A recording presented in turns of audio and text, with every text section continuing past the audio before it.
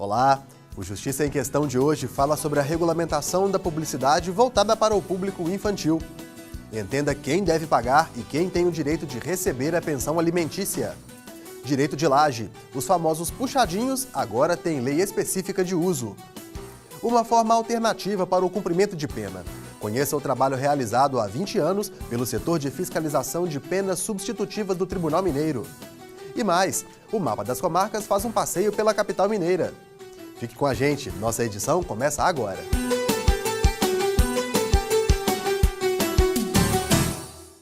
Na era da informação, inúmeras ferramentas são utilizadas para estimular o consumo. E muitas vezes, as crianças são o foco da publicidade. Por ter tanta influência sobre os pequenos, esse meio precisa de regulamentação. Confira. Olhe fixamente nesse delicioso chocolate. Pode ser de alimentos, de vestuário, de brinquedo. A propaganda é feita para conquistar.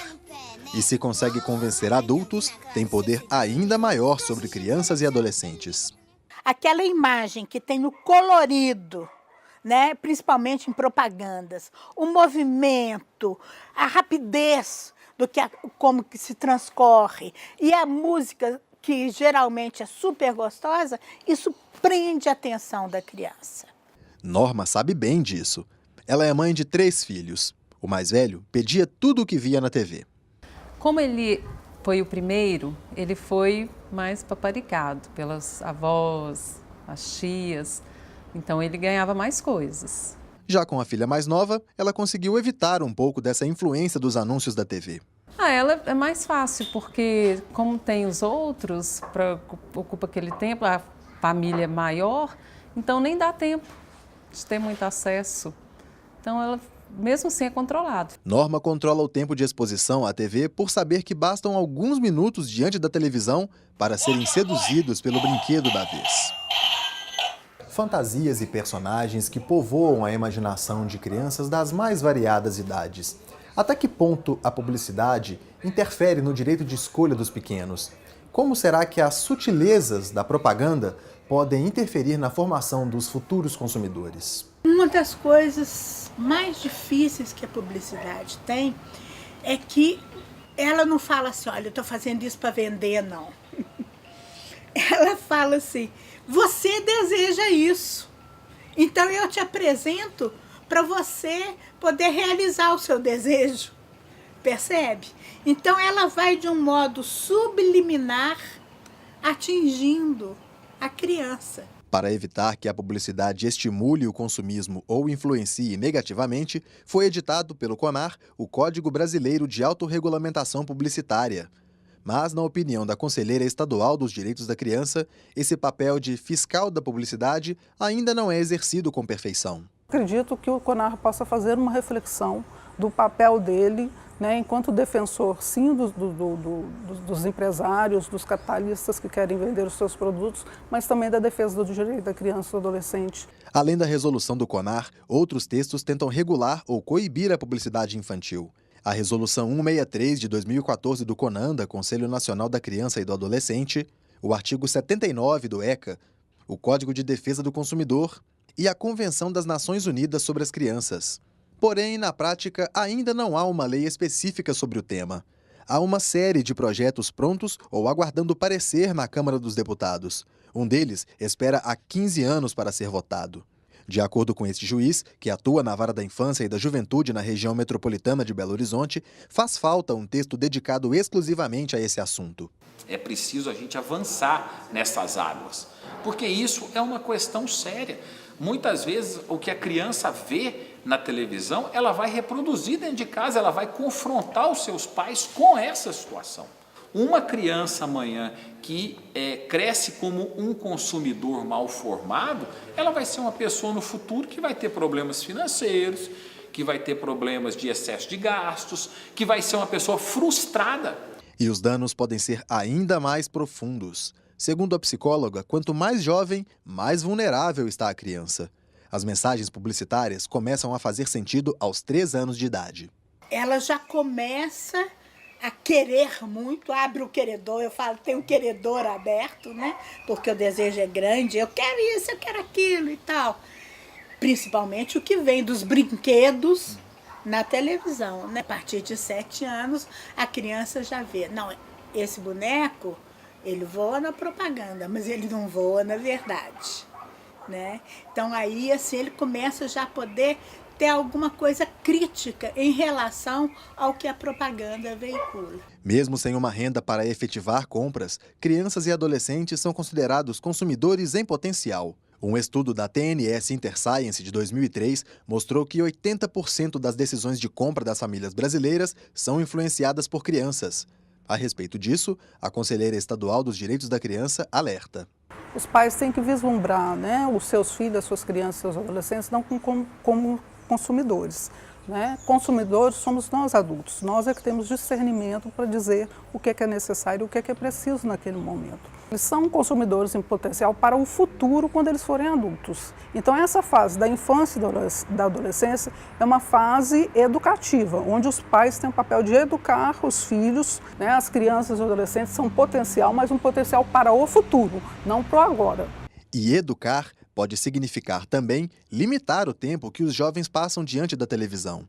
Atualmente, muitos pais fazem da TV uma babá eletrônica. As estatísticas, aliás, falam que o brasileiro, que a criança brasileira é a que tem mais tempo de exposição à televisão. Hoje elas têm mais tempo de televisão do que de escola. Então vamos tentar fazer uma comparação que o tempo de televisão não ultrapasse o tempo de escola, por exemplo. Para isso, não precisa de lei. Basta o empenho dos pais ou responsáveis. Então isso aí é uma questão que tem que ser bem tratada dentro de casa, que tem que ser bem tratada com as crianças. As crianças precisam ser orientadas do que é ser um consumidor consciente e do que é ser um consumidor irresponsável. Em prol da educação dos filhos, Norma diz que é preciso ser firme e apresentar outras opções para entreter as crianças.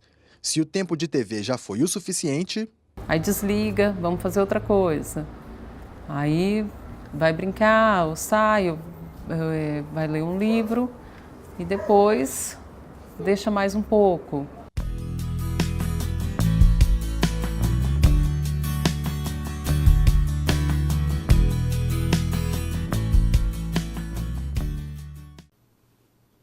Quem deixa de pagar a pensão alimentícia pode ser preso.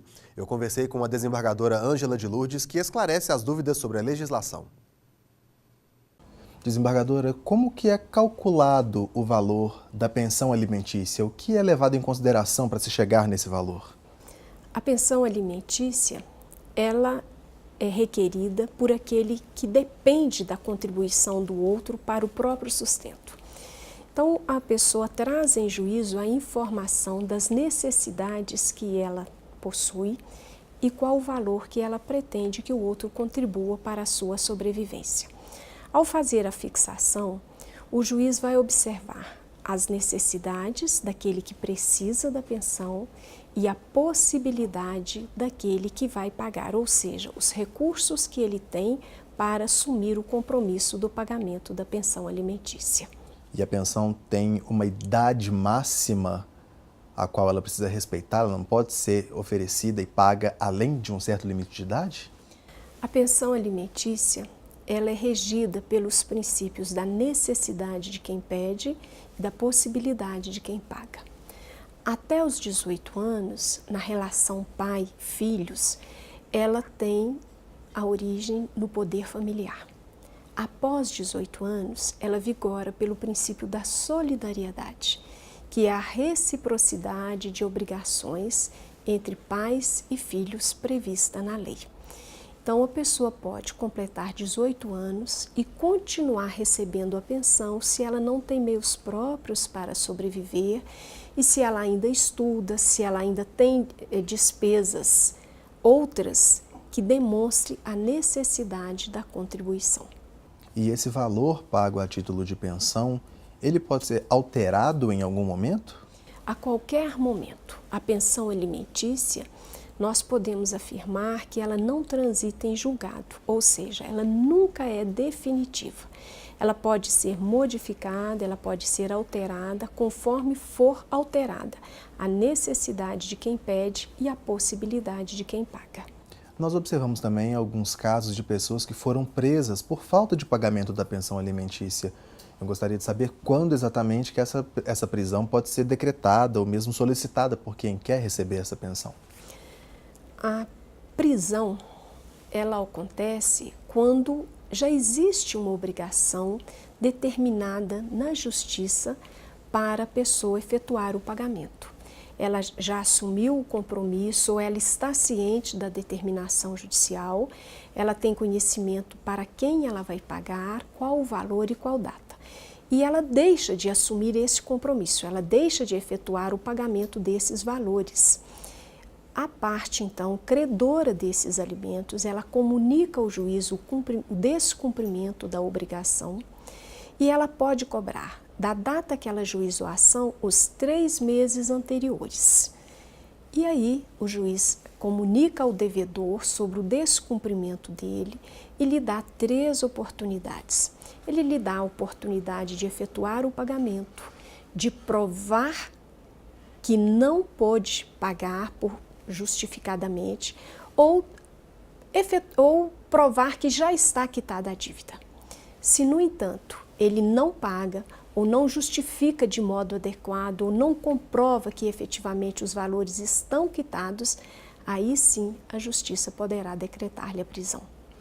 Ok, muito obrigado pela sua ajuda. No próximo bloco, a gente fala sobre o direito de laje. Voltamos em instantes.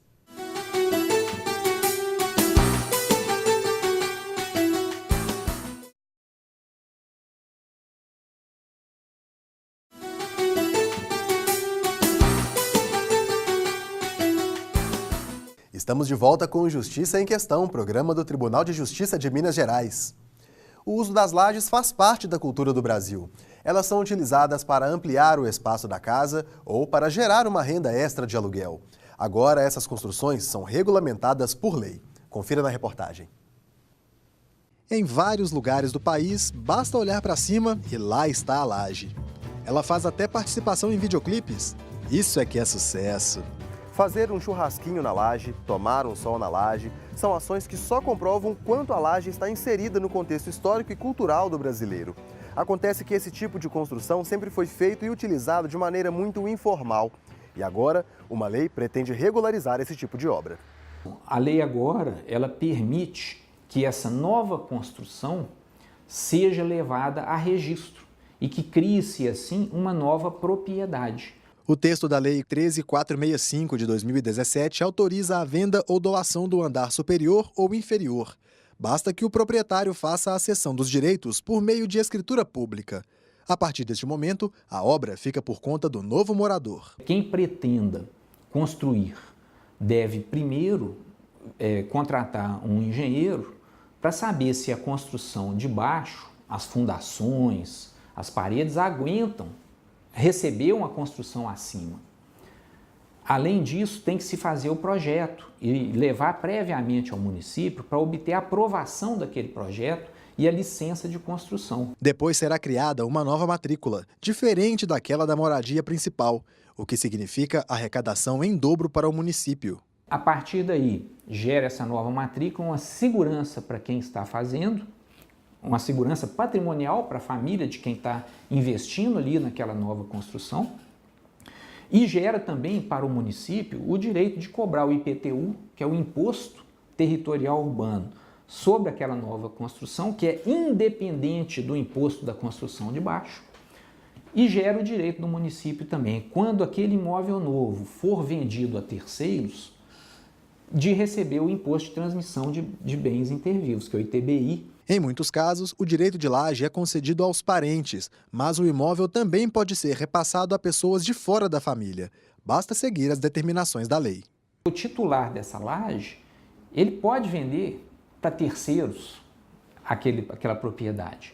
Agora, para que ele faça isso, primeiro ele vai ter que dar preferência para a habitação que já existia. Ele vai ter que notificar, olha, eu quero vender por tanto, você tem 30 dias para se manifestar. Não manifestou, ele pode vender então para um terceiro, né, da forma que ele entender, né, desde que ele não faça por valor inferior ao que ele ofereceu. Se ele for vender por um valor menor, ele tem que voltar e oferecer novamente para dar a chance daquele que já está ali de comprar por aquele valor menor.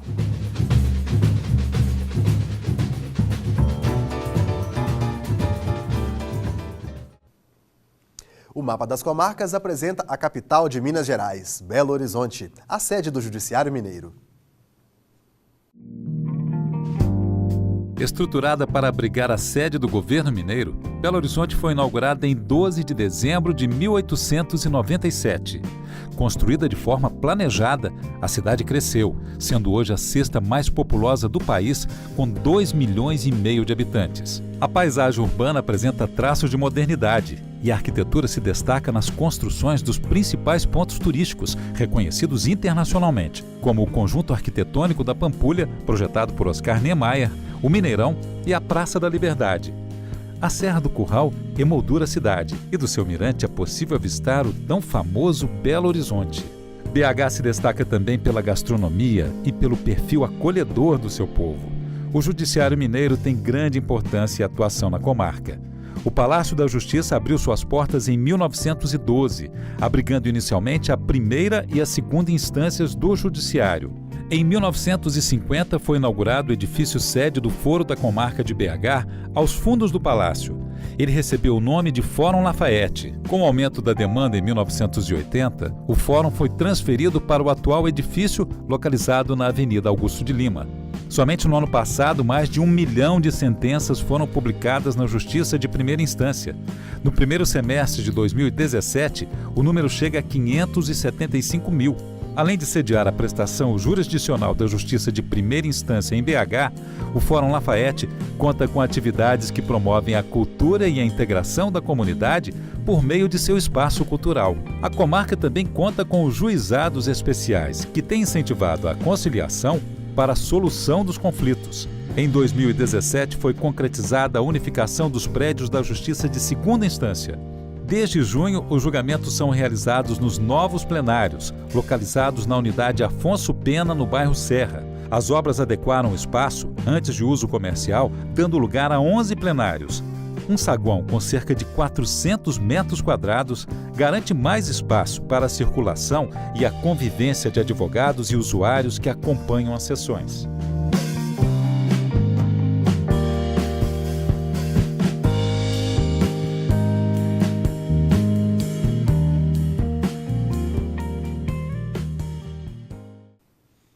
A gente volta daqui a pouco para falar sobre o cumprimento de penas alternativas. Fique conosco, Justiça em Questão volta já.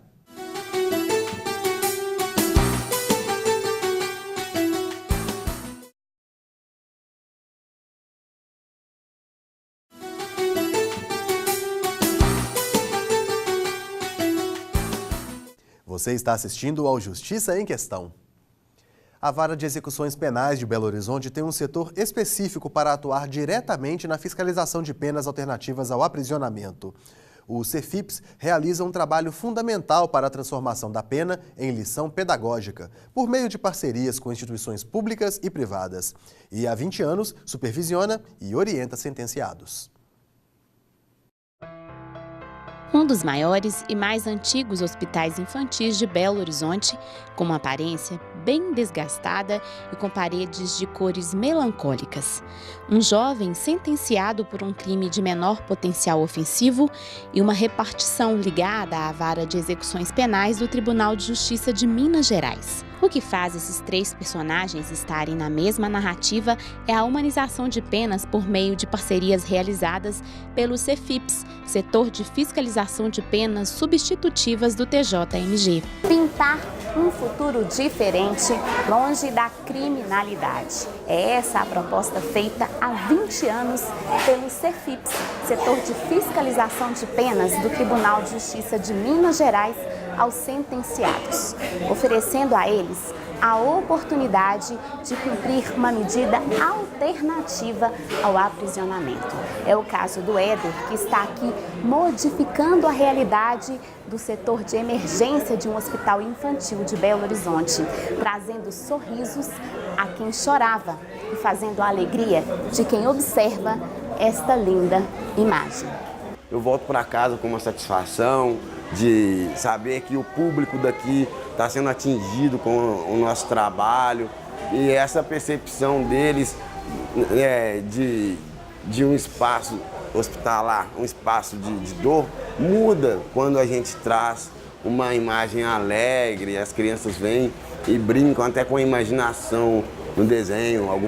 Teve uma menina que falou, essa ali sou eu achei muito legal isso. Pessoas que cometem crimes de menor potencial ofensivo sem emprego de violência e que recebem penas com duração máxima de 2 anos podem cumprir medidas alternativas à prisão. A prestação de serviços à comunidade é uma dessas medidas. Então, o CEFIPS ele veio para dar uma legitimidade nisso, não é? Ele servir como um articulador junto à rede pública e privada municipal, junto às entidades que podem receber esse prestador de serviço, né, quando se fala nessa área da prestação de serviço, a fim de que a pena fosse eficaz.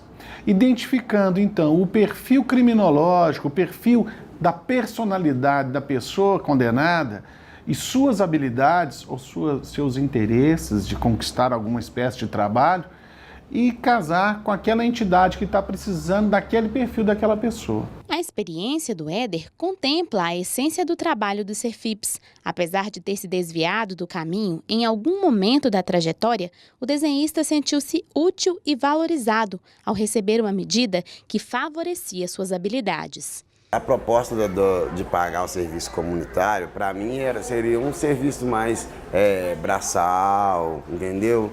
Menos humanitário, sem explorar os meus potenciais, né? Porque eu já trabalho nessa área da arte há anos, entendeu? Eu trabalho em projetos sociais, sou um cidadão de bem, cometi um erro como qualquer um outro, né? E quando eu fui convidado para fazer essa intervenção, eu já tinha sido entrevistado lá no CEFIPS pela assistência social, que me perguntou qual que era a situação, aí me perguntou onde eu queria pagar a pena, né? Aí eu propus para ela uma oficina numa escola perto de casa, aí eu falei do meu currículo, aí eles conversaram lá e me fizeram o convite. Para que o Éder e outros sentenciados tenham um lugar para cumprir a pena, o CEFIPS cadastra entidades interessadas nessa mão de obra, seleciona e acompanha de perto a parceria. Atualmente, já são 300 instituições parceiras e mais de 4.000 pessoas cumprindo penas alternativas nesses locais. Então, a Vara de Execuções Penais, ela conta com a parceria destas entidades, sejam entidades filantrópicas, sejam da área da assistência, educacionais, área hospitalar, né? Órgãos públicos, que nós também temos parceiros, e são eles que, na verdade, recebem esses sentenciados dentro da sua própria comunidade onde residem e eles prestam serviços a essas entidades. Então, eles são de fundamental importância para nós. A Maria Elisa é presidente da Associação Voluntários Solidários, que, junto ao CEFIPS, possibilitou que o Éder cumprisse a medida em um hospital infantil. Teve essa junção do nosso ideal com a habilidade que ele tem. E outra coisa também que valorizou muito o trabalho dele foi os elogios que ele recebeu, tanto dos usuários quanto dos trabalhadores, de qualquer transeunte que passasse aqui. Nossa, que lindo, que bom, que maravilha, parabéns. Isso vai poder ser estendido ao ambiente de internação, que aqui esse é um ambiente de PA. E aí, então, a gente tem a perspectiva de continuar com esse ideal, porque realmente o impacto foi muito positivo, a aceitação foi muito boa. A expectativa é ampliar o aproveitamento do trabalho do Éder, modificando, por meio da arte, outras áreas do ambiente hospitalar. A interação dele foi tanta que o desenho proposto, adaptado às exigências da instituição, vai se tornar mascote do hospital. Porque na trajetória que eu fiz de trabalhos, isso aqui vai ser mais uma coisa para somar no meu currículo. Até brinquei na página do meu Facebook, que aqui foi onde a pena virou honra. Um trabalho que deve significar sempre lição pedagógica e crime superado. É preciso que a pessoa tenha consciência de que ela tem uma obrigação a ser cumprida ali. Mas precisa também da entidade ter consciência de que aquela pessoa, de que está precisando daquela pessoa por uma tarefa ali. Não é uma medida para humilhar as pessoas. É uma medida que vai ser suficiente para que a pessoa compreenda que cometeu um erro no passado e suficiente para que aquele erro se reverta em algo em favor de uma comunidade. A comunidade está representada pelas instituições parceiras, que anualmente se reúnem no fórum com o juiz da Vara de Execuções Penais e os servidores do CEFIPS, para compartilhar experiências e alinhar novas estratégias. Neste ano, já se completam 3 encontros realizados, selando a nobreza e os frutos excelentes de um trabalho transformador que acontece há 20 anos.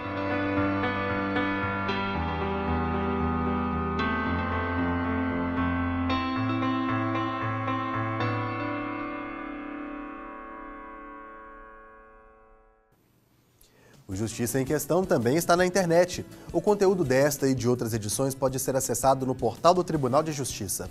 Clique na área Comunicação e depois em Justiça em Questão. Ou veja pelo canal no YouTube. Comente, proponha temas, participe do nosso programa. Envie um e-mail para justiçaemquestão@tjmg.jus.br. Um grande abraço e até a próxima edição.